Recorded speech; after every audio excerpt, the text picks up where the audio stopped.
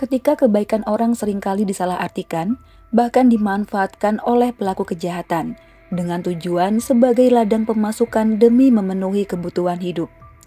Biasanya menjelma menjadi teman baik atau teman kencan. Sebelum tujuannya tercapai, si pelaku akan terus nempel kepada calon korbannya. Dan saat tujuannya tercapai, pelaku akan lari menghindar, dan jika korban mencari, pelaku tak segan menghabisi. Seperti salah satu kasus yang terjadi di Jepara, seorang wanita hendak menagih uang kepada rekannya. Apakah happy ending atau sad ending? Terima kasih teman-teman sudah klik video ini. Langsung saja kita mulai awal ceritanya. Hari itu tanggal 28 Oktober tahun 2022, tepatnya di Desa Kepuk, Kecamatan Bangsri, Kabupaten Jepara, ada seorang warga yang bernama Bambang Kasiran hendak pergi berkebun. Saat berjalan di kebunnya, tiba-tiba ia mencium aroma amis di sekitarnya. Karena baunya yang mencurigakan, lantas ia menelpon RT setempat dan datanglah hansip suruhan RT tersebut. Mereka bersama mencari sumber baunya. Rupanya, bau tersebut dari kantong laundry ukuran besar. Karena penasaran, mereka mencoba untuk sedikit membuka. Betapa syoknya mereka melihat jasad yang sudah membusuk di dalamnya dalam kondisi tertelungkup. Sekilas postur tubuhnya seperti seorang wanita.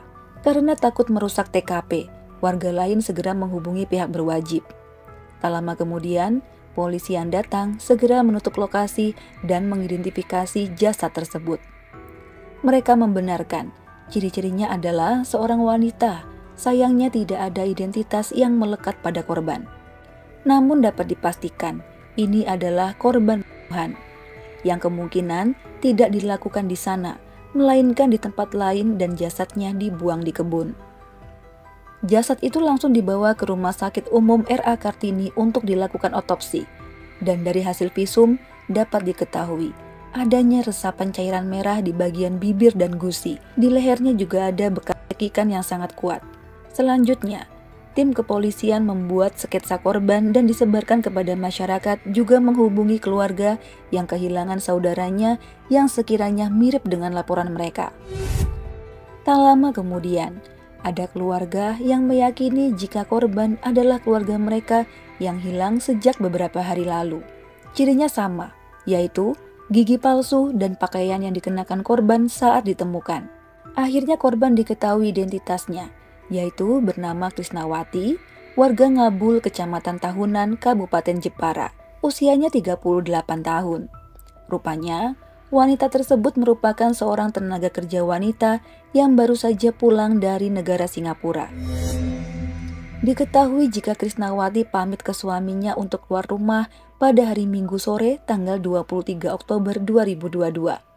Karena hari sudah larut malam, pihak keluarga yang resah berusaha menelponnya melalui ponsel. Ternyata ponselnya tidak aktif. Untuk itu, suaminya melaporkan kehilangan istrinya ke kantor polisi.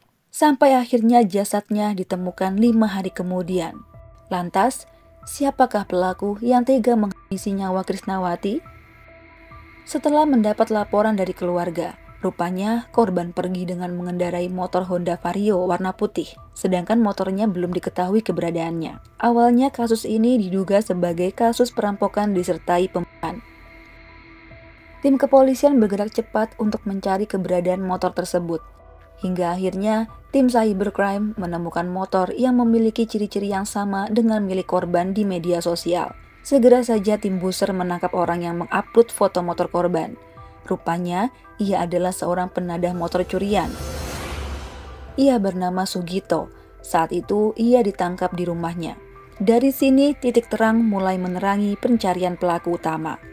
Tak hanya motor korban yang ditemukan, ternyata ponsel korban juga berhasil ditemukan di tangan penadah ponsel curian bernama LS. Saat Sugito diinterogasi, ia menjelaskan jika mendapat motor tersebut dari postingan jual beli Facebook. Motor merek Honda Vario warna putih milik korban dijual seharga Rp2.900.000.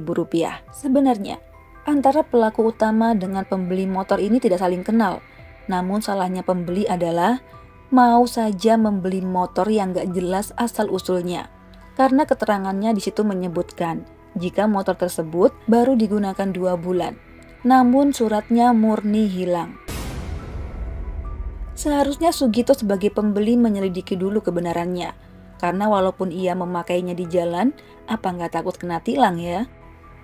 Karena tertarik dengan harga murah, Sugito pun melakukan transaksi dengan pelaku utama. Motor tersebut diantar ke rumah dan ia sempat bertemu dengan penjualnya. Namun Sugito tidak tahu jika motor itu adalah motor curian. Setelah itu polisi menyelidiki akun Facebook yang menjual motor tersebut. Ia bernama Nova Andika. Pria berusia 29 tahun itu beralamat di Petekeian, Kecamatan Tahunan, Kabupaten Jepara. Diketahui saat ini ia sedang pisah ranjang dengan istrinya. Tak menunggu lama, polisi berhasil melacak keberadaannya di sebuah rumah kos di wilayah Jepara. Ia pun berhasil digelandang ke Polres Jepara. Singkatnya, pelaku mengaku bahwa benar dialah yang telah melenyapkan Krisnawati. Rupanya, mereka baru saja berteman melalui media sosial.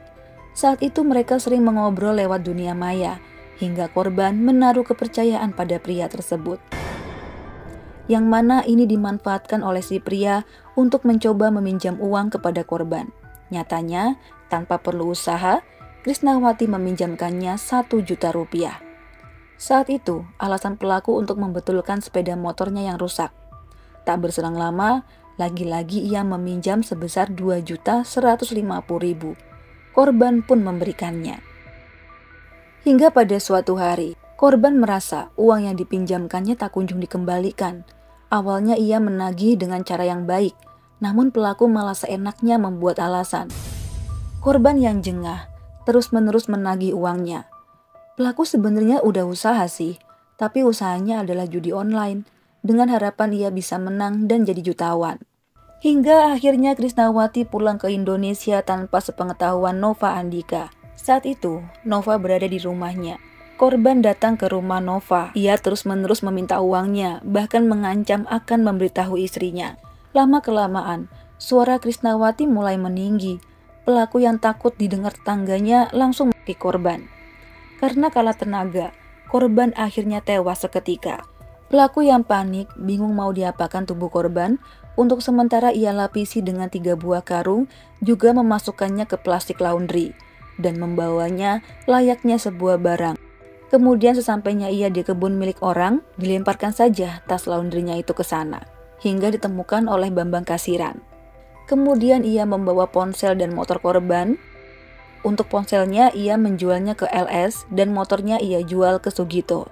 Saat ditanya, uang sebesar 3.150.000 yang ia pinjam dari korban diapakan? Ia menjawab, uang tersebut untuk memenuhi kebutuhannya sehari-hari. Ia buat makan, beli pulsa, beli jajan, main judi, seperti itu saja. Dengan ini pelaku dijerat pasal 338 KUHP dan atau pasal 365 ayat 3 KUHP dengan hukuman 15 tahun penjara. Suami korban menuturkan jika selama ini istrinya dikenal sebagai orang yang baik dan sering menolong. Kepada temannya pun, jika ada yang kesusahan, ia pasti mengulurkan tangan walau dirinya sendiri dalam keadaan pas-pasan. Mia turut berduka untuk korban, semoga diampuni segala dosa-dosanya dan dilapangkan kuburnya. Pelajaran yang kita ambil adalah jangan beli motor atau kendaraan yang tidak ada suratnya, karena hal ini akan membuat banyaknya kasus pencurian. Jika teman-teman ada yang mempunyai pendapat lain tentang kasus ini, mohon tulis di kolom komentar ya, biar saling bertukar pendapat di antara kita. Mia undur diri dulu, terima kasih sudah menyimak sampai selesai. Sampai jumpa di video selanjutnya, bye!